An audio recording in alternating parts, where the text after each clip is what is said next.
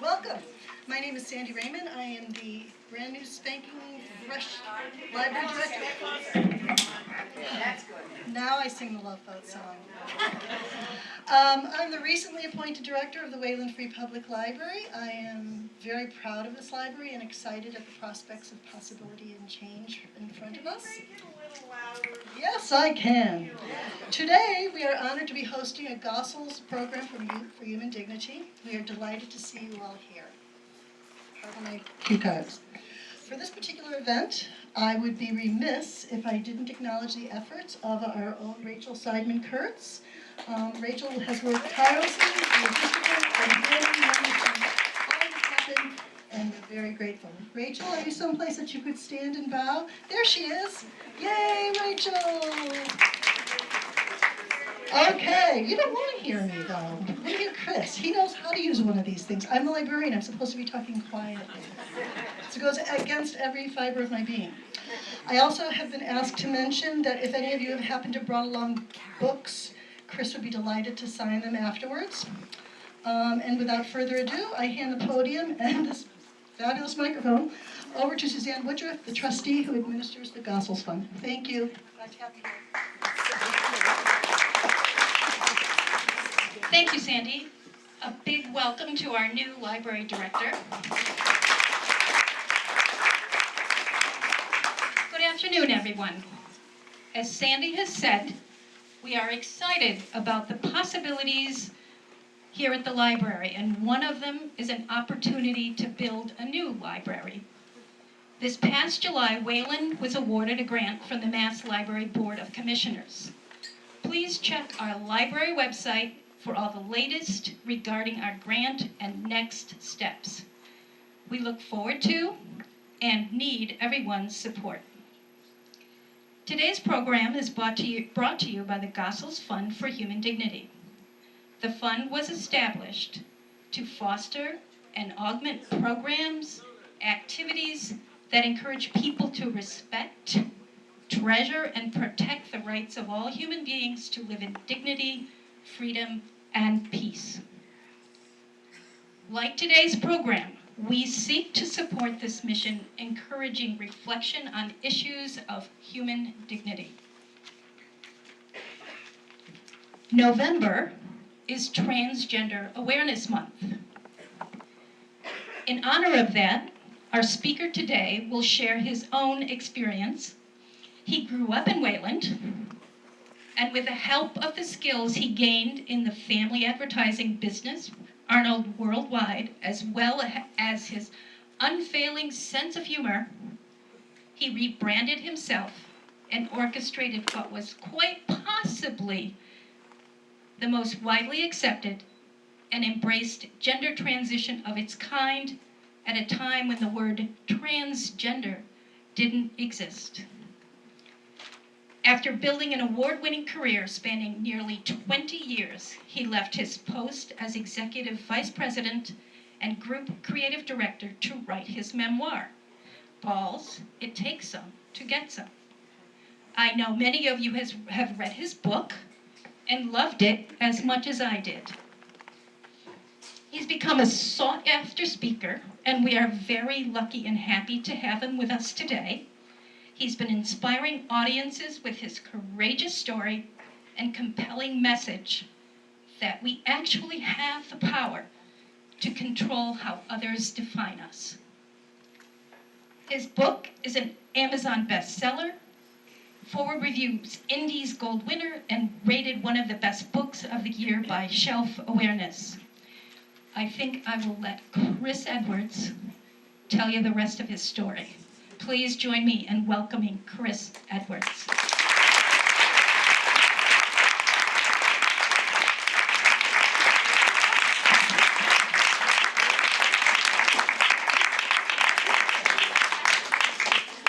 Wayland pride.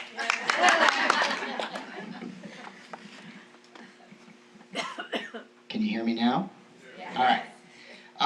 My God, thank you all. Hi in the back. Thanks so much for coming. I'd like to thank the Wayland Public Library and the Gossels family for inviting me here. It is truly an honor to speak here in my hometown. I do not get many chances to sport my Whalen jacket. And I just want to tell you a quick thing about this Whalen jacket.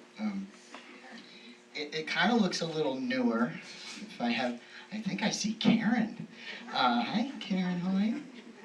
Do so. But I'm sure it looks newer than all of the Whalen jackets my classmates got. And I want to tell you a little story. I was gearing up to go to a reunion, and I thought it would be cool if I could wear my Whalen jacket. However, the Whalen jacket I received was the girl kind, and we didn't have any choice, and that's what I got, and I never ever wore it. So I called up the Whalen boosters, and I explained to them my situation, and they were like, yeah, no problem, we'll have one made for you. And what name do you want on the sleeve? And I said, P-Head, that was my nickname, and they're like, okay. And they did it, which I thought was great. They didn't ask me to follow up. They didn't make me field any ground balls to prove that I earned the jacket. So it was nice, and it just shows what kind of community I grew up in. And I know it's been a very progressive community, and a lot of you may remember when this thing spread and when I did this, and I was very, very lucky to have the support that I did, because not many trans kids are. So we're hoping to change that. But anyway, that's my preamble. I'm glad to hear you're gonna do something to the library. Maybe make it bigger. I feel like new building. I feel like it's not changed, and that I should be around that corner studying for a Latin test. It was supposed to help me with my SATs, but I still had to take them 3 times. So, okay, so as you all know, I'm Chris Edwards, and I started my advertising career. I was 24. It was 1993, and I took a job at Arnold Worldwide in Boston. And my father, Ed Eskandarian, was the CEO at the time. And let me tell you, it is not easy being the boss's daughter, in general, and especially when you've known deep down inside that you were always his son. And I first verbalized this when I was 5 years old. I came out to my grandmother. I just didn't know that's what I was doing. Neither did she. Surprise, Gram. We were at her summer cottage on the Cape, and my older sister Wendy and I were in the family room coloring, and Gram was passing by us on her way from the kitchen to the dining room with platters of food. And on her last pass, she yelled out, come on girls, dinner's ready. And Wendy immediately sprang up and followed her to the table. I didn't flinch. I honestly did not think she was talking to me. So a minute or so later, she came back over and she's like, didn't you hear me calling you? And I said, no. And she said, I said, come on, girls. And I looked at her like she was insane. And I was like, I'm not a girl. She said, yes you are. And I said, no, I'm not. I'm a boy. And she said, no, you're not, sweetheart. And I said, well, I'm gonna be. I'm also a Taurus, very stubborn. And she just said, you can't, darling. And then she smiled sympathetically at me and walked back into the kitchen. And I remember sitting there like, whatever, Gram, I'm gonna make this happen with or without you. And I sat there and I'm like, how could she possibly make this mistake? And are other people making this mistake? So I put my 5-year-old brain to work, and I figured it out, My hair was long. That's it. The only difference I could see at that age was boys had short hair and girls had long hair. So I told my mom I want my hair cut like Daddy's. Problem solved. It wasn't so hard, Gram.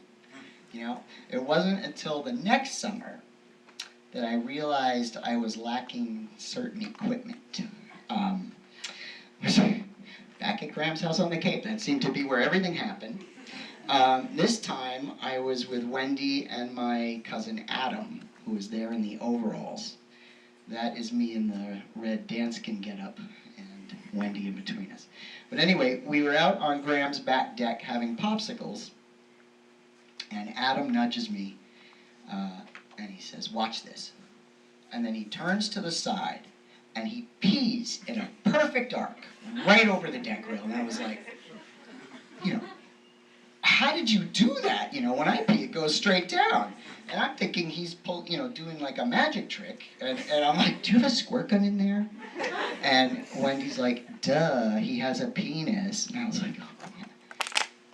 And I'm thinking, well, what is a penis? And how come I don't have one? So again, I'm trying to rationalize everything. And I decide, oh, mine just hasn't grown yet. You know, I'm short. Kids are all different heights. They grow at different. My penis just hasn't grown yet. Well, that didn't happen. And gradually, I came to realize that something was terribly, terribly wrong. And every night, I would pray that somehow, some way, my body would turn into a boy's body, and people would finally realize they were all wrong for thinking that I was a girl. So my body changed all right, just not the way I'd hoped. Puberty hit, and my body betrayed me in the worst possible ways that I could ever imagine. And I knew then that I was stuck. I was stuck in this body that I hated and stuck being a girl for the rest of my life. And I became deeply, deeply depressed. My whole personality changed. I was no longer the funny, fun-loving, easygoing kid I used to be. I was angry all the time, angry at the world, angry, why did this happen to me? I was snapping at everybody. I somehow had the sense to try to keep it together while in school because I wanted to have friends. But my poor family, oh my God, when I got home, you know, I was an asshole. So I took it out on them. So in junior high and high school, I knew I was attracted to girls, so I thought I must be gay. And this is actually a common mistake that people make at first. A lot of people think that being transgender is like an extreme form of being gay. It's hard for people to understand that gender identity and sexual orientation are two completely separate and unrelated things. One way to think about it is sexual orientation is who you go to bed with, and gender identity is who you go to bed as. But I didn't know any of that at the time. All I knew was, oh my God, I think I'm gay, and that was traumatizing enough for me. I mean, this was the early 80s. Nobody was openly gay. Certainly nobody here in Wayland. I can tell you that much. There weren't even any celebrities that were out. There was no Ellen. There was no Will and Grace or Modern Family. You know, George Michael was still in the closet, for God's sake, and those were the Wham years. So he's bopping around on stage in white capri pants, singing "Wake Me Up Before You Go Go," and girls everywhere actually thought they might have a chance. The problem was, when I looked up the definition of the word gay, and I did, that's how I am, I'm very thorough, all it said was, basically, someone who is attracted to someone who is the same sex. Didn't say anything about feeling like you were in the wrong body or wanting to become the opposite sex. So I was like, oh, great. I must be a freak, and I decided there is no way I am ever going to tell anybody how I really feel inside, especially not my family. I didn't want to humiliate them, and I could not bear the thought of them being ashamed of me. So it got to a point where I couldn't envision a future for myself. well, one in which that I would be happy. So senior year in high school, I made a decision. I decided I'm going to go to college, party it up for 4 years, and then kill myself after graduation. Now, the first part of the plan was easy. I had already gotten into Colgate, which had coincidentally been ranked the #1 party school in the US that year. So I majored in psychology and minored in keg stands. But graduation came and went, and I couldn't bring myself to follow through with the rest of the plan. So where did that leave me? Well, when you get to a point in your life where you don't want to live it anymore, you basically have two choices. You can either end it or you can change it. And since I couldn't bring myself to end it, I knew I had to change it. Now, lucky for me, I had 3 things going for me. And the first one was a loving and supportive family. And this is something that most trans kids do not have. And it's a big reason why the suicide attempt rate for trans youth is 50%, 50. Now, I'm not saying when I finally told my parents, they were like, well, let's go get you some surgery and we'll take care of it. You know, it was not like that. I described their reaction as cautiously supportive. It was a lot to take in, especially back then.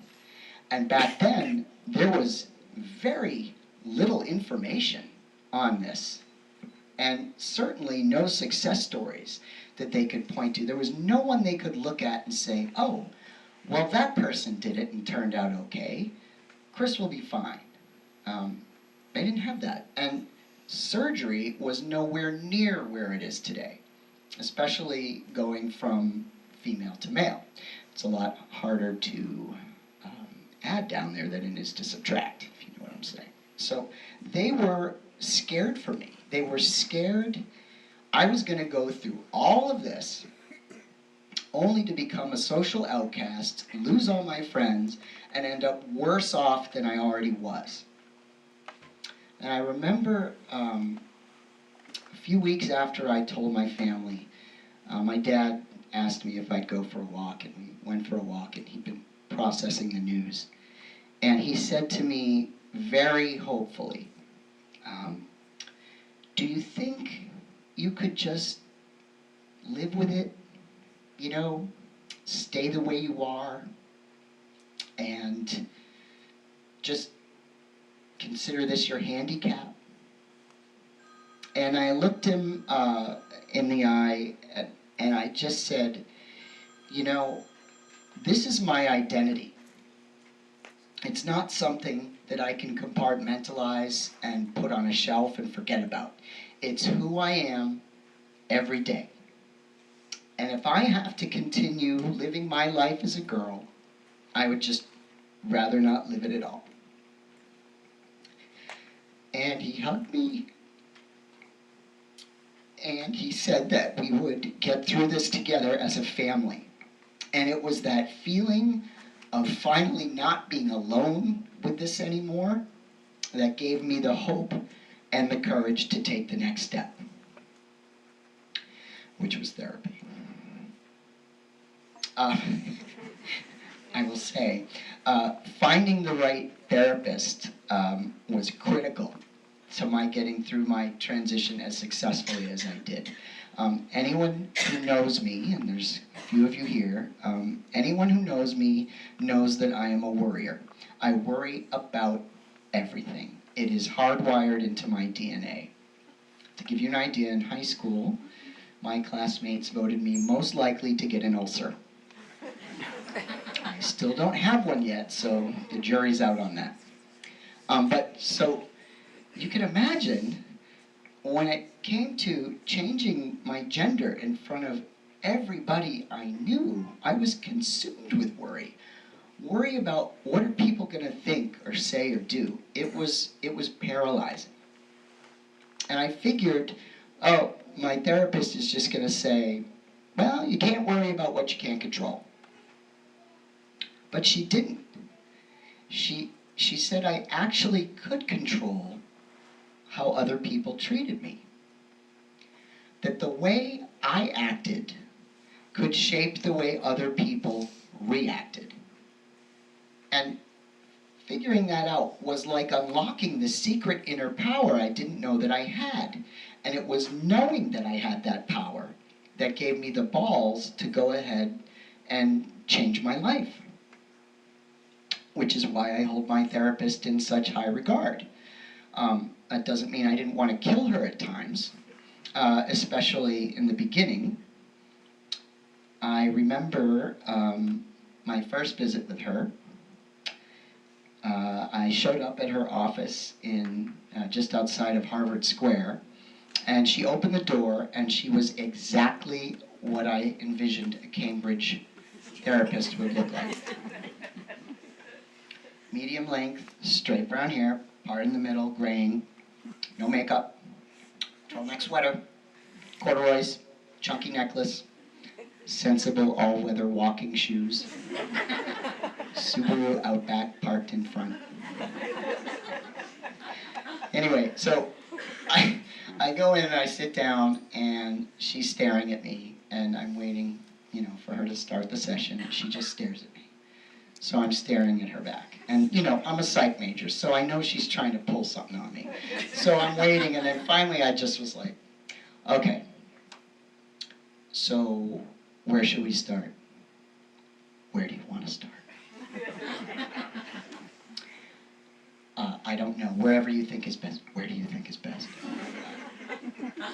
You go to a therapist because you want a professional who can give you answers, and tell you what to do. And this woman was all about the questions. Asking me questions was her way of answering all my questions.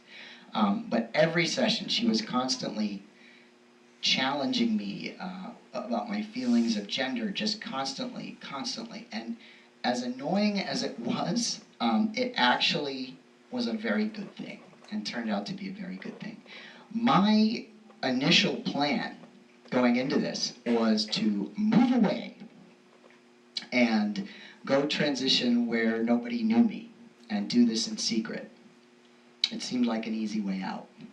And she got me to realize that I was going to need a lot of support to get through something like this. And while, moving somewhere where, where I didn't know anyone might seem like an easy out, to try to do this with no family and no friends for support and do this in secret would actually be a lot more stressful and much harder in the long run.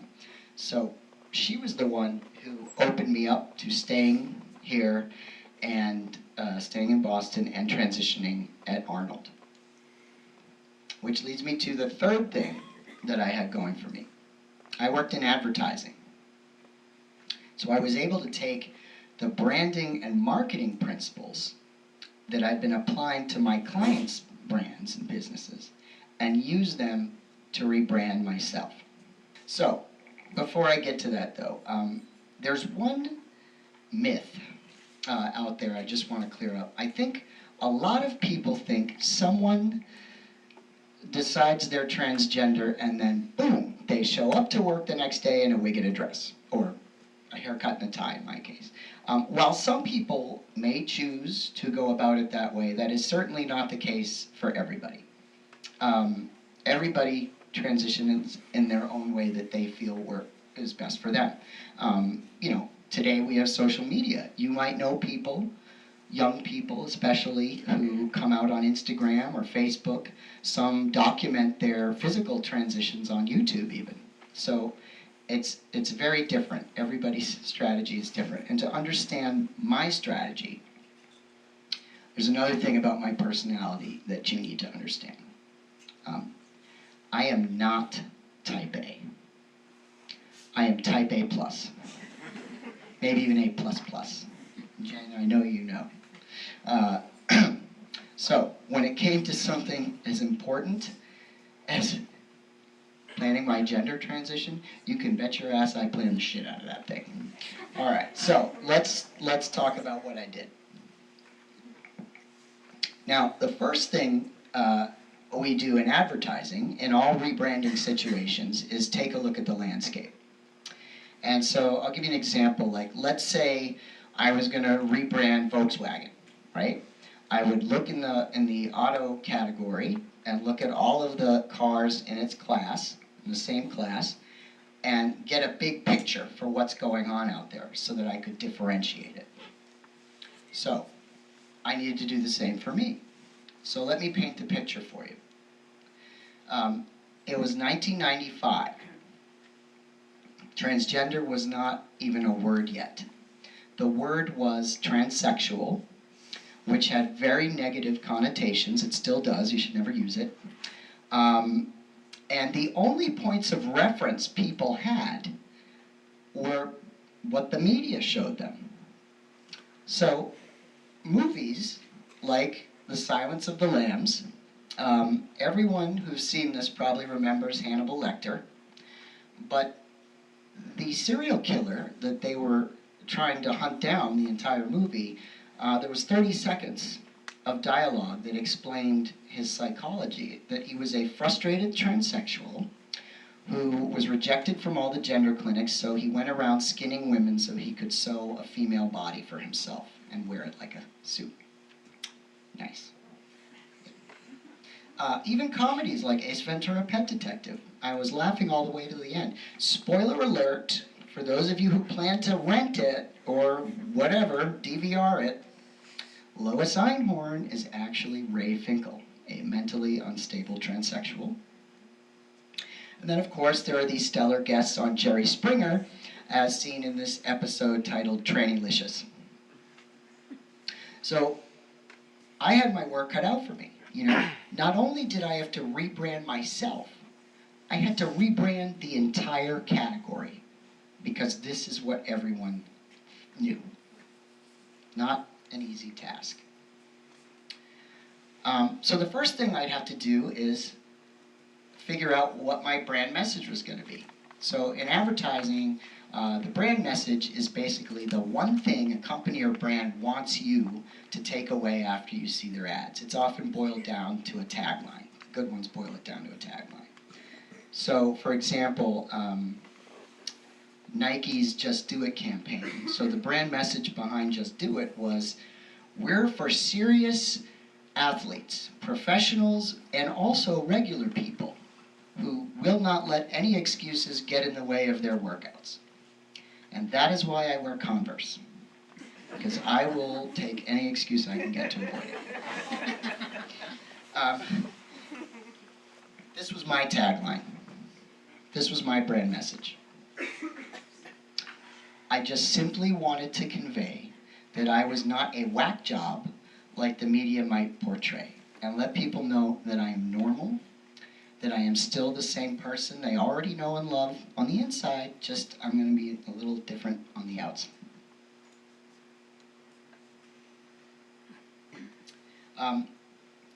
Every brand has a personality. Some are just more distinctive than others. So if we use the airline industry as an example, for any of you who've flown Southwest, they are, you know, relatively speaking, a smaller airline, and their personality is very distinctive. They are quirky, fun, laid back, not stingy with the snacks, free bags, don't beat you about the head and drag you off the plane. So, what was my personality going to be? And since I was the first person to go through a gender change publicly in my agency and in the community, so I knew it was up to me to set an example, right? So I decided right away that I was not going to be meek or ashamed or secretive about my transition. Instead, I was going to be an educator and be open and honest and willing to answer questions and volunteer information. You know, I tend to be an oversharer to begin with, so that was an extension of my actual personality. And another thing about my actual personality is that I have a good sense of humor, or so I'm told. And so I use that sense of humor to try to put people at ease around me.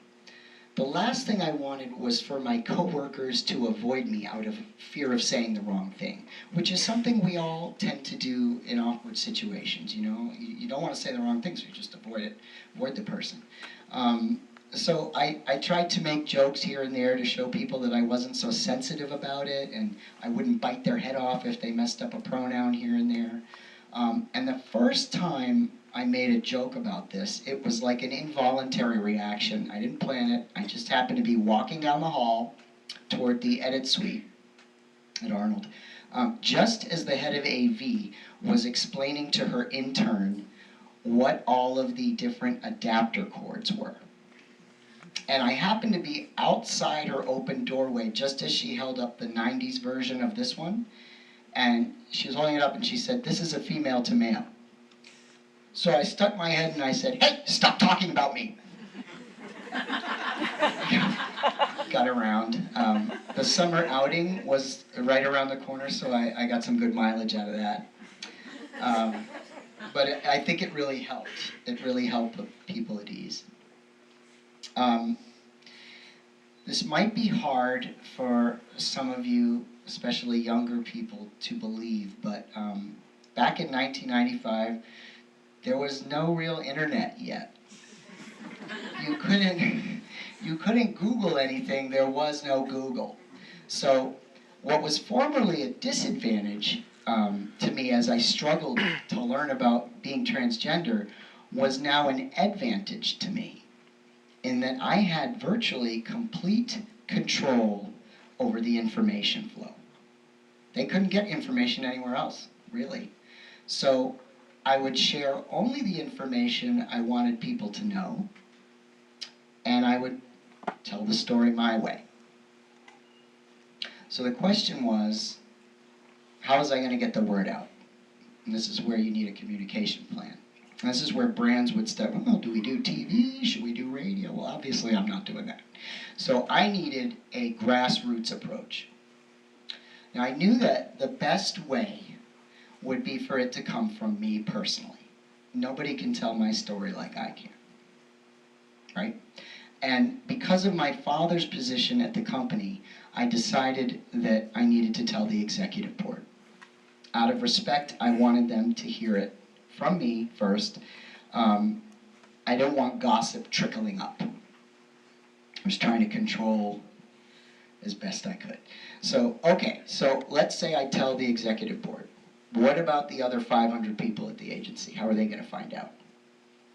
I didn't want the board sending out a memo, and I was not about to call an agency meeting and stand up and announce it.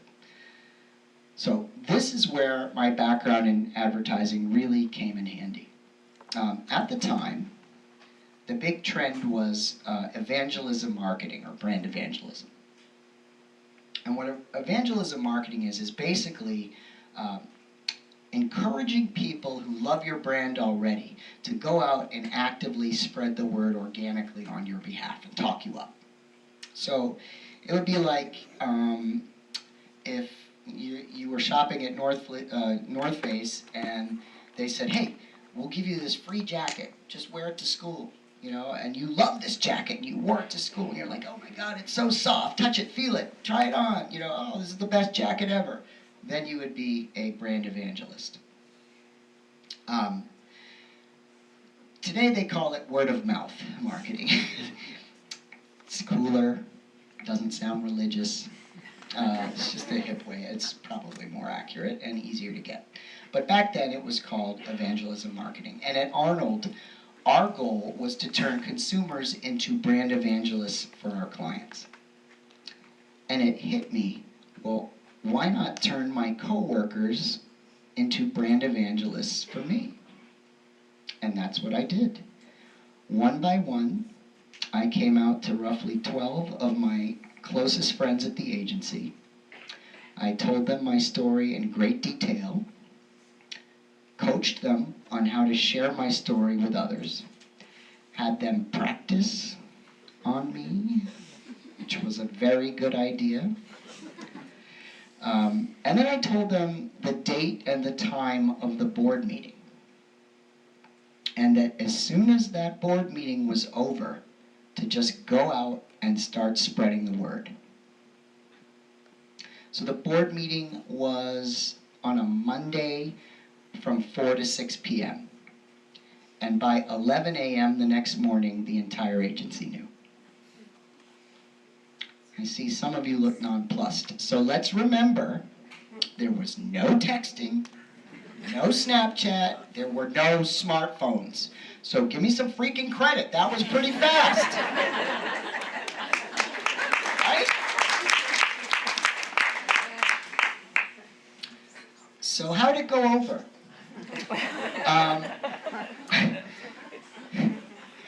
Some of you are here, so you would be able to attest personally to how it went over. But I can tell you that it took all the strength I had to force myself to go to work that next morning after the meeting.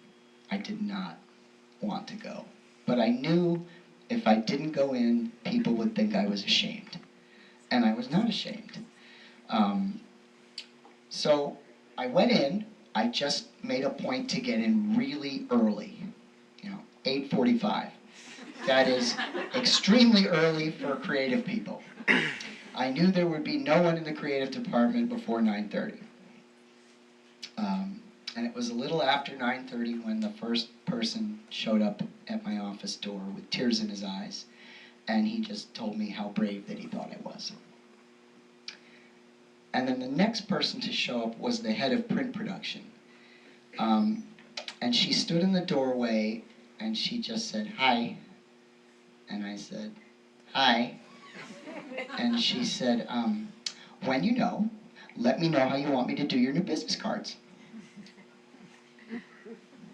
I mean, it was like a parade of people in and out of my office that day. I got hugs and well wishes all day. There are so many stories. A lot of them are in the book. There is one I will tell you because I love it. My buddy who worked in the art studio, he gave me a bar mitzvah card.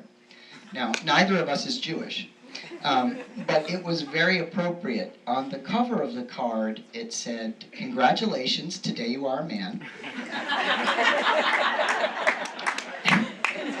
And then on the inside, because he's an art studio, he's crafty, he customized the inside of the card to include all of the guy tips that he thought I should know, including that I should always look straight ahead at the urinal. Never that when I'm at the urinal, always straight ahead. Now, I don't want to imply that every single coworker I saw that day acknowledged this with me. That is not the case. Most people treated me like they normally would, which was all I wanted, so that was great. There were some negative reactions. I'd be naive to think there wouldn't be, but none of them were to my face, which was great. And I think having my father as the CEO probably had a lot to do with that. But I'll take it if I can get it. So honestly, looking back, I wouldn't have changed one thing. And that day could not have gone better.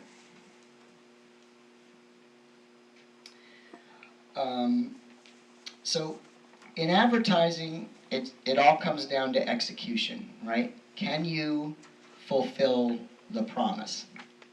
So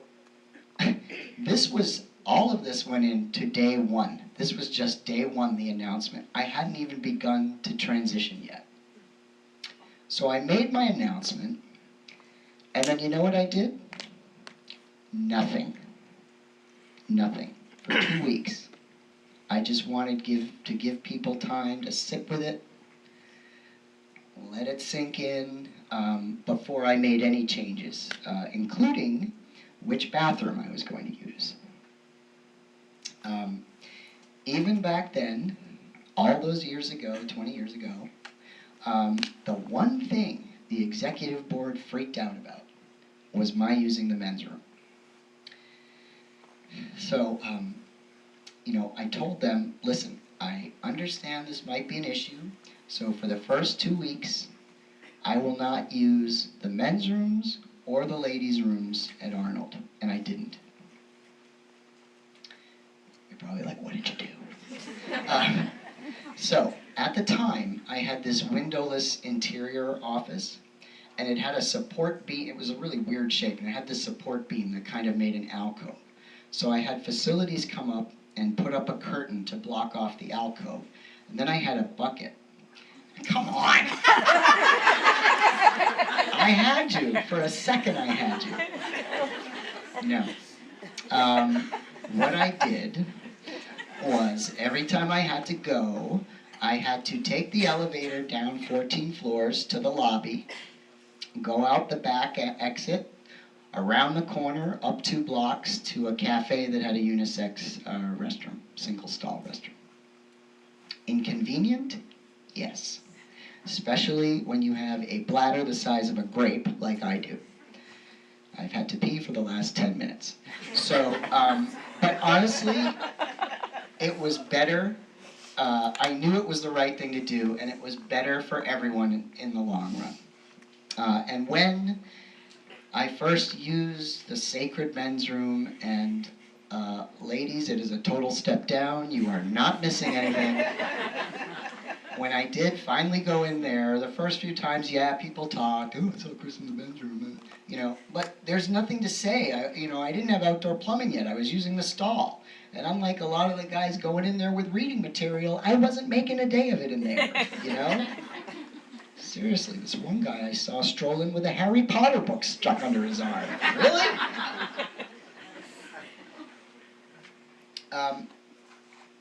And then began the physical and social part of the transition. So the theme to my plan here was gradual.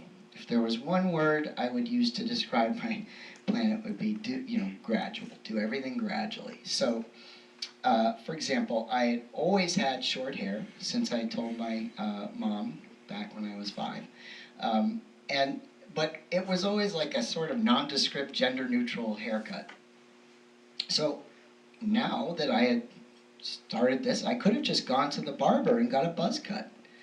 It was the summer, it was hot, I'd always wanted one, but I knew if I made a drastic change like that, it would just give more people something to react to and, gossip to start. Oh, did you see Chris got a crew cut? Oh my God, look how big his ears look now. Oh my God, who knows, whatever they're gonna say. So I didn't do that. Instead, I cut my hair. Now most people would have just said, all right, I'm going to find a new person at a different hair place. But no, I liked my person. I liked Kate. So I had to come out to her, tell her everything, and then we planned my haircuts over 3 to 4 months. Again, type A+. The same thing with growing a beard. I am Armenian on both sides. I was already hairy before the transition, okay? And I'm on testosterone. There was hair sprouting everywhere. If I wanted to grow a beard, I could have grown a beard pretty quickly. And did I want to? Yes, it would have covered up my newfound acne problem. There is nothing like going through male puberty at age 26, fighting all the junior high kids at CVS for the last tube of Oxy-10. But I didn't grow the beard because, again, it would give people more things to talk about. So I kind of did what I had to do there. And then with the creative department's come as you are, anything goes dress code, which frankly is one of the things that drew me to that job because, it's very sensitive about clothes.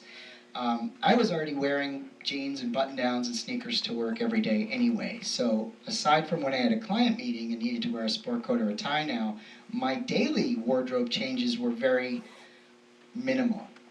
So all combined, at around year 2 of my transition, people were coming up to me and saying, I have no idea what you used to look like.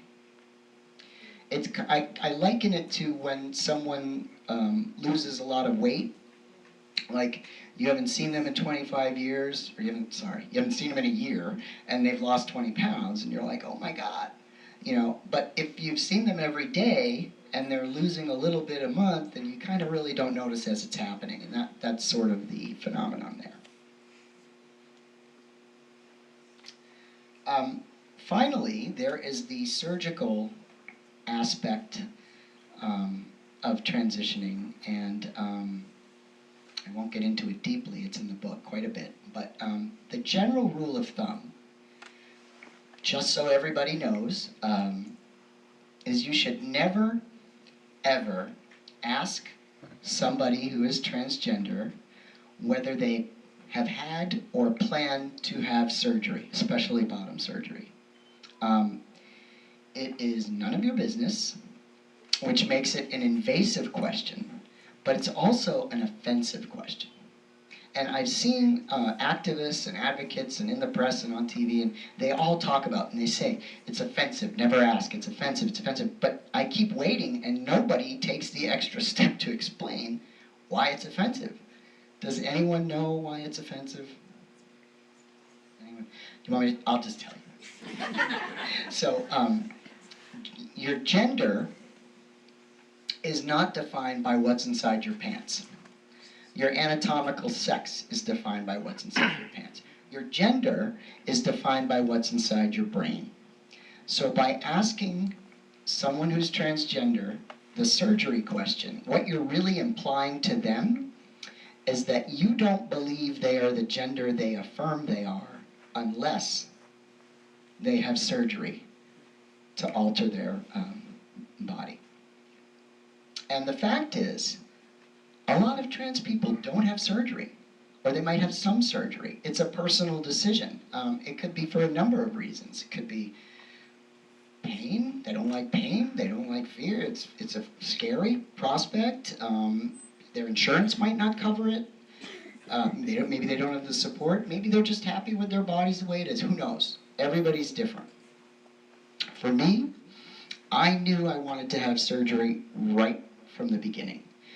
It was the only way that I personally was going to feel complete as a man.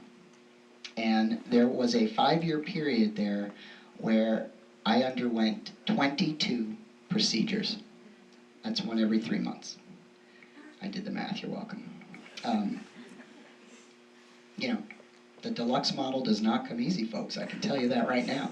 But, and all the while, I'm at Arnold managing the largest account and most complex account at the agency. And that is when I was extremely thankful that I listened to my therapist and did not try to go away somewhere and do this secretly. I mean, what was I going to do? Make up 22 excuses about why I'm going to be out for a few weeks at a time? There's no way I could have pulled that off. And it was actually, I didn't care that people knew if I was going out because of surgery. It was actually less stressful for me, and it was less stressful for my team because they would know the parameters of, you know, okay, well, we should leave these 3 days, leave him alone, and then we can harass him continually. And, you know, they actually used it to their advantage. They would present work to me when they knew I was completely doped up on painkillers. God knows what I approved. But as painful and you know, harrowing as surgery can be, I just want to be clear that the most painful part of my journey was not the surgery. It was the 25 years leading up to it when I had to pretend to be somebody that I wasn't.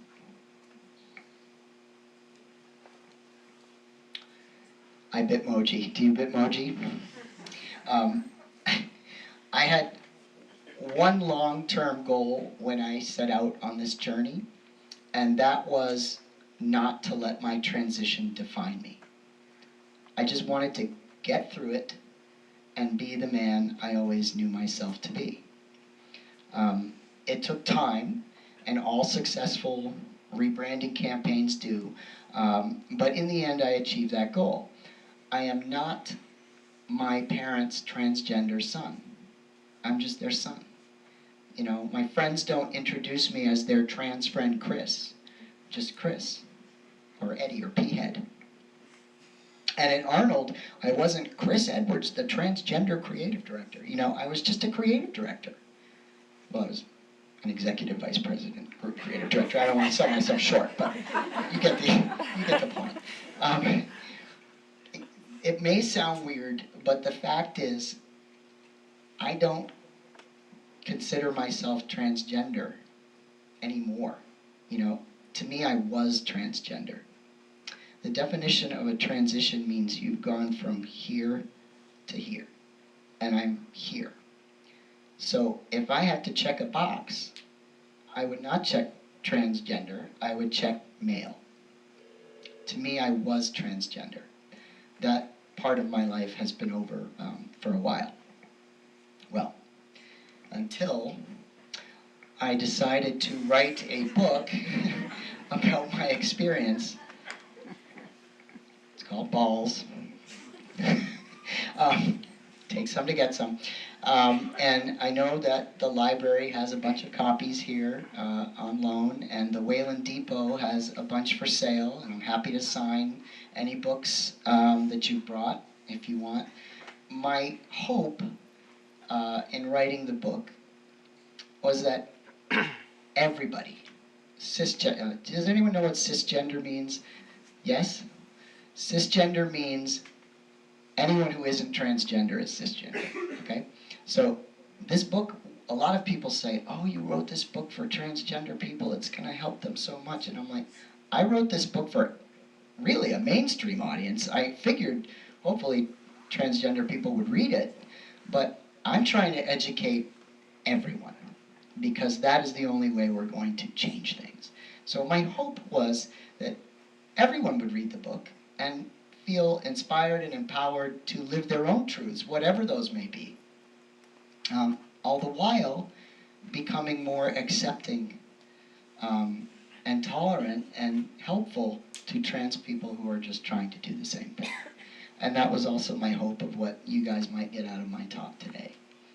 So thank you again for having me, and I'm happy to answer questions.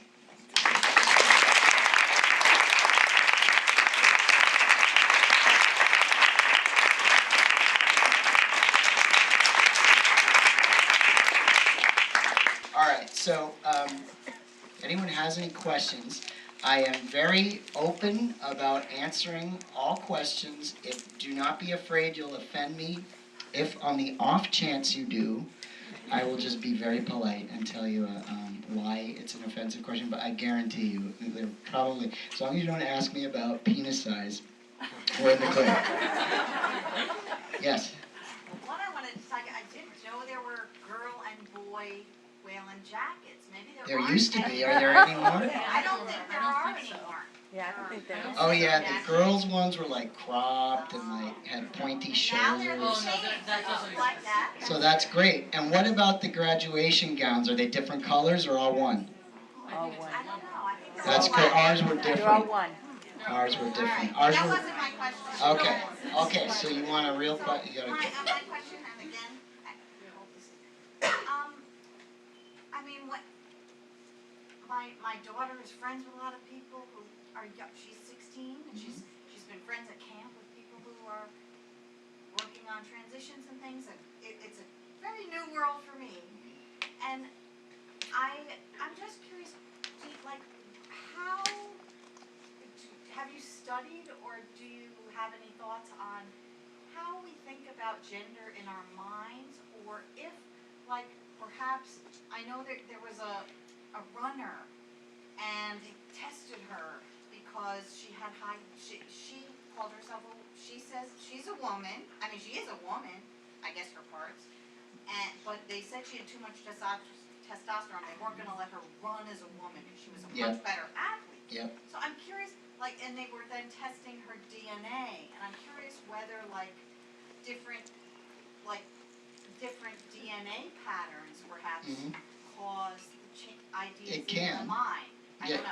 Yeah. So there are a lot of theories as to what causes this.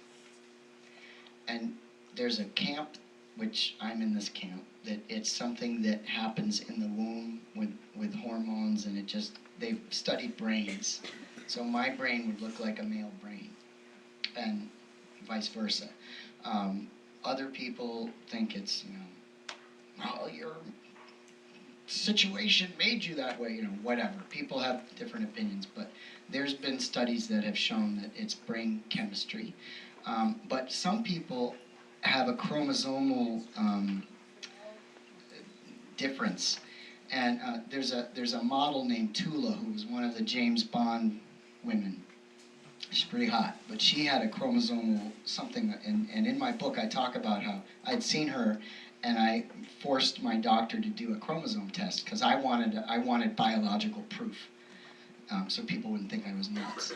But mine was the same, so it depends. But with the running, it's true. Like, if they have certain guidelines now because for women who are transitioning and on testosterone, it can give you a physical advantage. So they have to figure out at what point are you crossing the threshold and what point aren't you. There was a swimmer at Harvard too that was a swimmer. She was, as a female, she was winning all of the races, but she was outside of school, and because she got a swim scholarship, she had to stay female in school. She was male outside. And then the coaches got wind of it, and they're like, do you want to just transition and we'll keep your scholarship, just swim for the guys?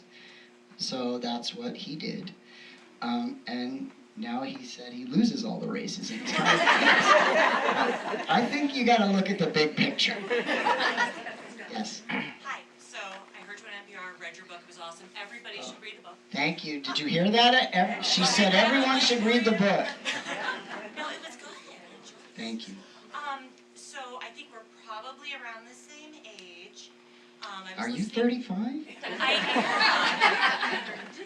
actually 32, so a little younger. But I was listening to this woman's question. I have kids who are in school also, and I find, I don't know how often you speak to people of our age versus kids who are in high school and in middle school, but I feel like those kids are much more accepting of every gender, everything. I want to gather your thoughts on that. So, just so everyone knows what the question is, her question was, have I spoken to younger, I've spoken at companies and agencies, to adults. She was asking, do I also speak at schools, high school, middle school? I've spoken at a bunch of colleges, Harvard, Bentley, Clark, to name a few, and I've spoken only at one high school. Leslie too. But a lot of parents come up to me and say, will you speak at my kids' high school? And I'd say yes. And then nothing ever comes of it. But I would. I did speak at Brookline High School in the spring. They are very progressive. They have what's called a day of silence that is in honor of kids who can't speak for who they are. And the teachers try to do, I'm like, how do they go to class and no one can talk? And they're like, well, the teachers are very creative. Okay. And then the next day, they have a day of dialogue, and they bring in speakers.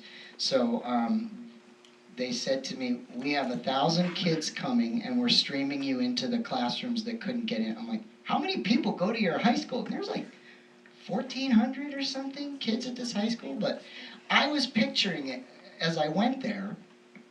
On my way, I'm like, oh, it's Brookline. So I figure, oh, okay, it's probably very homogenous, And I get there. It is one of the most diverse schools. I think, the other kids are, the kids I'm thinking of are probably in private school, Brookline. And so, but these kids were very diverse, and they have a SGA. A lot of schools have what's called a GSA, Gay Straight Alliance.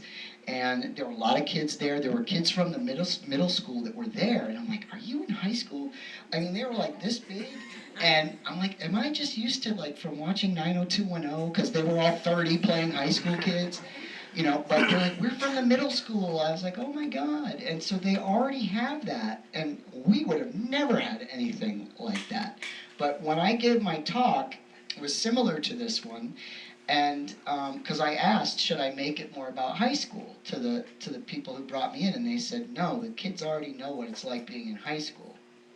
They want to know other stuff. So I made it, I was like, all right, I think I should add more high school stuff. So I did, but I also kept some of the advertising stuff in there. And then when I did the Q&A, half the questions were about advertising. And then afterward, a lot of kids came up to privately talk. I'd say about 30. My question is because I think that kids are more accepting and I don't think There's it's still- as big a deal. Yes, there is still To the younger bullying. generation. There is still bullying. But for the most part, yes, kids are definitely more accepting. And people often ask me, well, if you could have done it when you were in high school, would you have? And my answer is today, yes. Maybe back then, maybe not, because I don't know if people were ready for that. But there is an advantage to transitioning before puberty. You know, like, let me tell you, it'd be nice to not have to remove them if they never grew in the first place. And a lot of other things that I would have preferred to avoid. And same with male to female. But if you wouldn't mind, I will tell you a story. This is slightly in the back of my book, but I'll abbreviate it and then give you an addendum that isn't in the book. But when we talk about kids, I have 2 nieces and 2 nephews that you saw in the family picture. I don't know if I can get back there. I'll forget it. I'll just screw it up. But anyway, when this book was coming out, we hoped it was coming out, my older sister, Wendy, was like, listen, you got to tell the girls, because Calla, who was 11 at the time, kept asking Wendy what my book was about. And she said, what do I talk about? Just tell her it's a memoir, it's about me. But they're like, well, what's so great about you? Like, who's going to read a book about you? So we planned, all right, we've got to tell her. And so Ava was 9 and Calla was 11, and we planned this whole thing out. You know, Wendy is type A like I am. And so we planned out, you know, what I was going to say. We were playing cards with them, and then in between hands, I told Wendy to ask me how the book was going. And then that's when we talked about it. And I had asked therapists and doctors, 2 of them, how do I tell? And they're like, we don't know. We usually have to tell people how to tell kids you're going to transition. Not, oh, by the way, 11 years ago, you know, they've only known me as their uncle. They don't know anything. So we winged it. It's in the book what I said. It was very very clear, and it was really, we did a great job, I must say. And at the end, we said, you know, do you have any questions? And he said, no. And Wendy was like, are you sure you don't have any questions? And they're like, no, it's fine. And so, okay, we finished our card game, and then everyone kind of splintered off, and I was like, I thought that one was. She's like, I can't believe they didn't have any questions. And I was like, well, they were processing it. You know, and they're probably not going to ask them in front of me. They'll probably ask you. So the next morning, no questions. Wendy's like, they didn't ask me one question. So we're at the beach, and it's me and her husband Mike and the kids. And, you know, at one point, you know, I have my bathing suit on and a shirt on. At one point, I caught Ava staring at my chest a little longer than normal, and I looked at her, and she looked away. You know, but still nothing. The next day, I come down and Wendy goes, Stein, Calla has a question. And I was like, oh, okay. And she goes, am I going to be in the book? So that was her question. Now, this longer story is in the book. The addendum, there's a 2-part addendum. 3 weeks later, Wendy calls me, and she's like, okay. It's been a month. They have not asked me one question. I am so annoyed. So last night, Mike and I were sitting at dinner, and I said, so girls, you know, Uncle Steiny, his news, we haven't talked about it. Do you have any questions? Do you want to talk it? And Ava, the younger one, she just rolls her eyes. We get it, Mom. You know. And Calla's like, we saw it on TV, or, you know, we saw it on a show. And Wendy's like, what show? Undercover Boss, or something like that. So they had, there's nothing, they have never asked me a question, nothing. They haven't asked her a question, nothing. Now my nephews, I told them last summer, they're younger, so they were 9 and 7. And not as mature as the girls, I will say. And Jill kind of threw me under the bus with this one. It was a total ambush. We were at lunch. I live in Boston in the South End, and I got to find a place to take them to lunch where they have pasta and pizza. Or it's they barely eat anything, and you know, so I'm at Copa spending $100 on lunch that they're not even eating, and Chase says to me, the older one, he's 9, and he's sitting next to me. He says, "Stein, what's your book about?" Like out of nowhere, and I look at Jill and she's like, "Go ahead." I'm like, I am not prepared. I'm trying to remember, what did I tell the girls? I don't remember. I start to say the same thing, and Jake is sitting across from me, and he's just like this. And so I look at Jill, this is not going well. And Jill finally goes, "You guys, when Uncle Steiny was born, he didn't have a penis." And Jake goes, "Or balls?" And I go, "No." And he goes, "That's why the book is called Balls." I'm like, yes! And that was it. So then, cut to the start of school, that was in the summer, and Jill's teacher relays a story to her about Jake. He's sitting, they're doing work alone time, whatever that's called, and he's with 2 little boys sitting at the table. And they're 7 or, yeah, he might have turned 8 by then. No, they were 7. And they're doing their assignment, and one kid says to the other 2, "I saw on my mommy's magazine cover that boys can turn into girls. Can you believe that?" And the other kid goes, "Yeah, and girls can turn into boys too." And the other kid's like, "I don't think so. That just can't be right. I don't think that's true." And Jake said, and so at this point the teacher's getting up and heading to the table, right? And at this point Jake says, "Oh, well, my uncle Steiny, what did he say? My Uncle Steiny turned into a boy, and I just love him." And then the teacher turned around and walked back to her desk. So I personally think the younger you talk to the kids, the better, because they haven't formed the social pressures and the peer. But I do know parents, because a lot of parents reach out to me to talk about their kids, and I do know parents at schools and around here that are getting bullied. Some are not, some are. The schools have been very supportive, but all it takes is one kid to start it. That's all it takes. And you just gotta hope that the child is strong enough. And you know, the kids in Brookline who were bullied were asking me what, and I just kept saying, "Listen, you guys, just be strong. You just gotta get, you know, this is the hardest. Middle school is the worst. It's the hardest time for everyone. And you have an added layer of difficulty. You just get through it. Just get through it. And even just get through high school. You get to college, it's a whole nother ball game. You've just got to be strong, find 1 or 2 good friends, and you're all right. And as long as your family's behind you, you're going to be fine." That was a very long-winded answer. I'm sorry. Yes? I just want to say, well, I have a question too, but I just read your book, and it was so great, and I learned so much. Will you say that? She said it was so great. She learned so much. I mean, your writing style was just wonderful. I'm a big reader, and Thank you.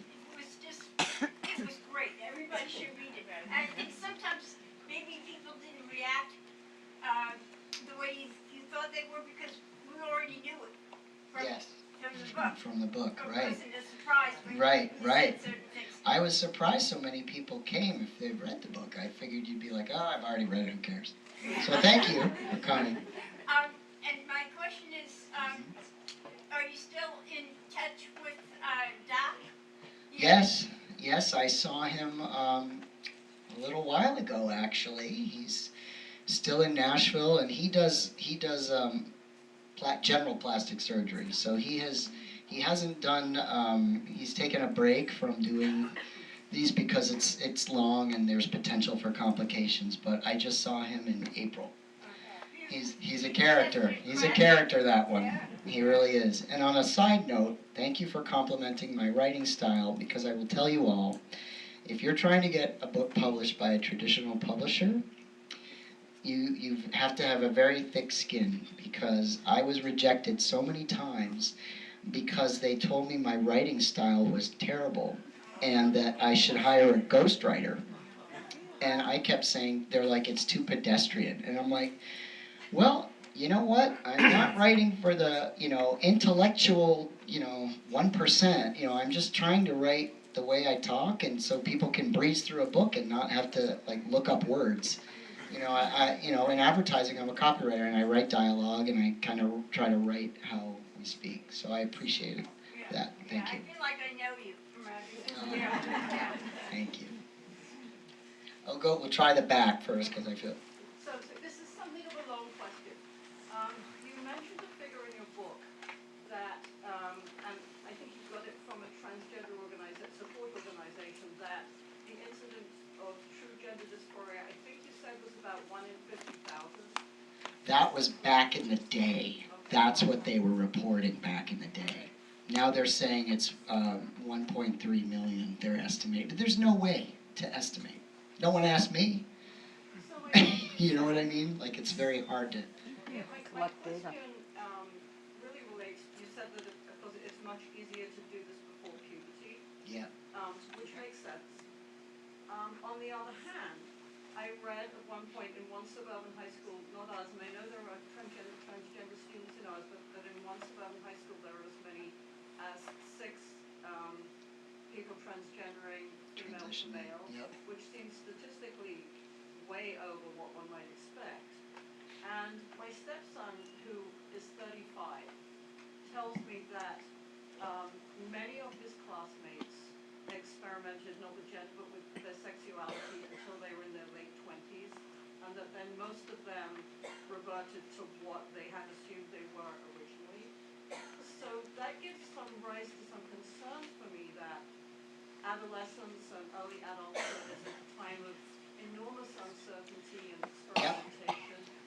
So how do you sort out the people who really desperately need to Right. do this? And I've heard of children saying to Yep. their parents, you have got to help me. Yep. I'm looking in the mirror and I'm not seeing Mhm. who I am. And people who are singing, well, this is kind of hip, this is kind of cool. How do we stop those people doing something Mhm. that they could later bitterly Yep. regret? So How first, do we sort that out? yeah, the first thing is that the word transgender is an umbrella term. So it doesn't mean female to male or male to female. That falls under the term transgender. So there's other terms: gender queer, gender fluid, gender non-binary. Have anybody heard of these terms? So there's a spectrum. So when kids now, it's so acceptable to just experiment with who you are and what your sexuality is. So that's what's going on now. But when it comes to actually transitioning from female to male and male to female, as a child, there are 3 things that you have to, as a parent, to look out for in your child. If the child is insistent, consistent, and persistent, then you might have a problem. And it's important, I feel, to get the right therapy. And what happened is they took this off it used to be considered a mental disorder. Now it isn't. So now they used to require, like when I was going through it, you had to be in therapy for a year. You had to live in the gender role that you were affirming for 6 months without any surgery, to prove that you had the capacity to handle it and that it was right for you, that you were actually doing the right thing. It's not required anymore. So that's a problem. Hopefully, kids are getting therapy anyway, but I know a few who aren't, and they are going through transitions right now, and I'm not sure that they should be. So what you can do, and what a lot of parents do, is when you start this before puberty, you're put on, you see an endocrinologist and you're put on puberty blockers. And what that does is holds off the puberty of your biological sex from happening while you take the time to figure it out. So it's, there isn't anything irreversible happening if you get it at the right time. There's a small window. So you've got to get it at the right time, but this is a big debate. You've got to have the right doctors, and you've got to have the right therapy, and you got to figure out who it is. So I can't answer for everybody, but I think the lack of requirement now about therapy is a big mistake. Yes? Hi.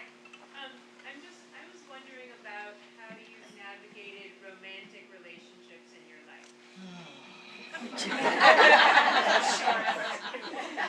Well, I'm still single, if that tells you anything. Well, in the book, I go over that. I've had a handful of girlfriends, and it was hard. Initially, it was hard because I wasn't comfortable with my body, so like you'll read about Lucy in the book, and when I dated her, I was like, I set limits where she was not allowed to go because I just wasn't comfortable. It got, and my problem, it was, and probably still is I didn't have the experience like of dating in high school and junior high or whatever, when everyone starts dating. I didn't even date in college really, and that's where you make mistakes and learn and do all that, and so I'm kind of getting a late start on that.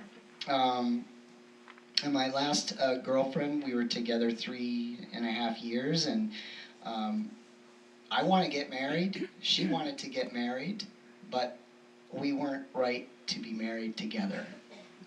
And it was unfortunate. But I'm hoping that woman is out there somewhere.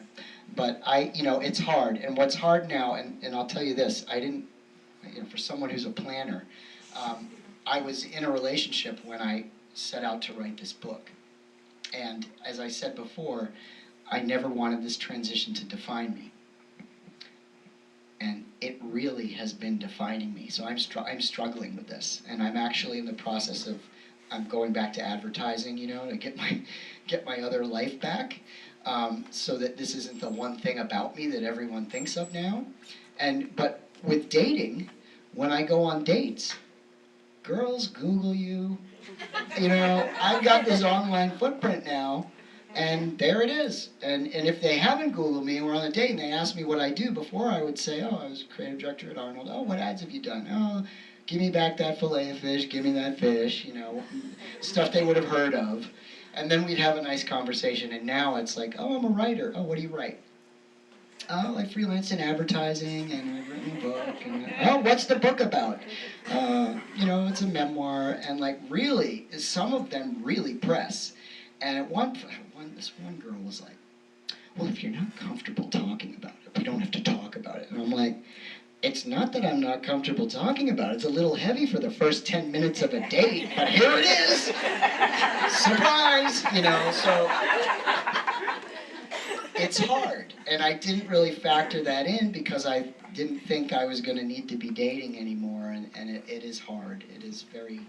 It's challenging, and when do you tell the person? And for me, I just would like them to meet me first without knowing, because I think when you know and then you meet the person, you're looking for you're kind of looking for signs, But when you don't know and then you find out, and most of the girls I dated already knew, because they all worked with me. Advertising is very incestuous. Anyway, you had a question, right? Yes. First of all, I want to say thank you so much for writing the book, because it takes a lot of courage. Thank you. What are your ideas for allies and family members who are really supportive, but the trick is you get the pronouns right, the new name right, but then you say, oh, remember when such and such so-and-so did this, or when they were little, and that they were a different gender at that time. Have you had to deal with that? How do you... Yeah, so you mean if you're talking about, let's say your child is me, and you are relaying a story to someone from when I was 7 or 8 and I was a girl. Yep.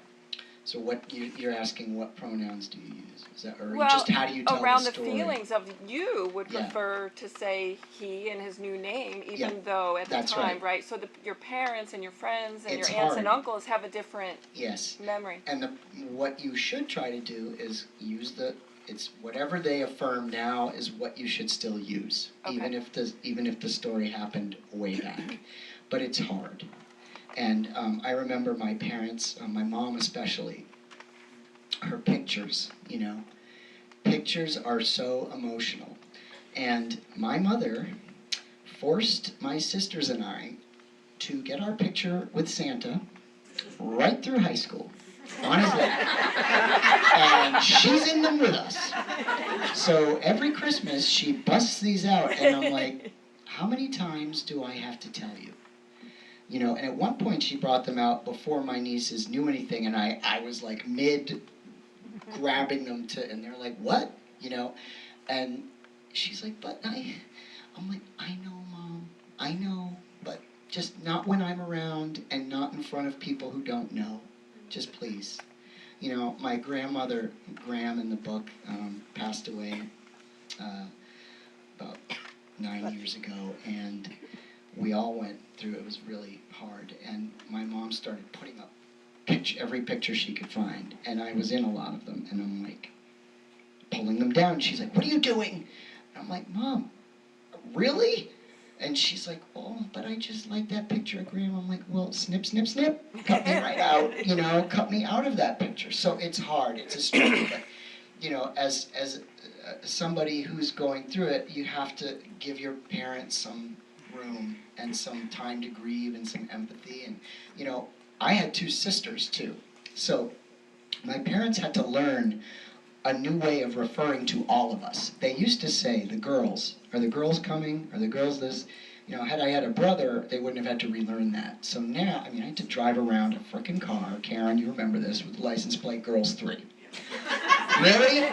My nightmare come true. Actually, Wendy was more annoyed by it than I was, but, you know, my dad and his clever advertising wit. But so they had to learn a whole nother language. They couldn't use that anymore. So it's hard. But the goal is use the name and pronoun of the now. I was not really very friendly with the LGBT people, and until I realized one of my nephews actually is gay. Yep. You know, he's now in the early 20s. Yep. But you know, my question is, you know, actually my brother and sisters and relatives and think he was mostly influenced by his mother. It's not born with this kind of things, because you know his parents divorced when he was very young, and he lived with his mother. When his mother did, you know, making up, he even taking baths, asked the boy help her. So that make the boy, you know, looks like a girl. So what's your advice on how we can treat this problem? You know, Of how you're asking me, how do you respond to relatives who keep insisting that your nephew is gay because of how his mother treated him? Is that, yeah. It is proven that it is not something you are learned. It's not environmental learning. You're born that way. I mean, I don't know. They need to read up. They need to, you know, live in the now. So maybe you could find some, you know, what I did when I was going through this. There was very little information on what I was going through, but I found a great article, and I photocopied it. We couldn't email PDFs, people. So I photocopied it, and I gave it to my mom, and I said, copy this and give this to so-and-so. Give this.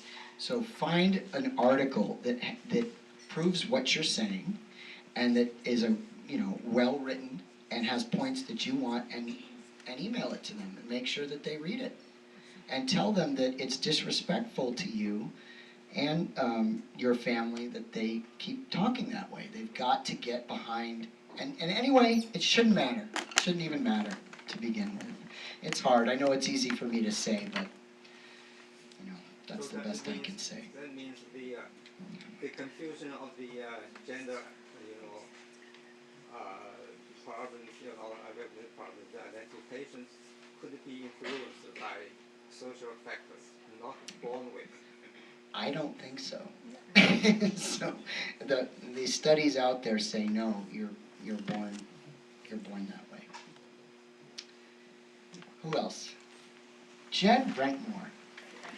Jen worked at Arnold with me, by the way, everybody, and I will tell you, she and she alone helped me create the Singing Fish, Give Me Back That Filet of Fish toy that was available at fine stores everywhere.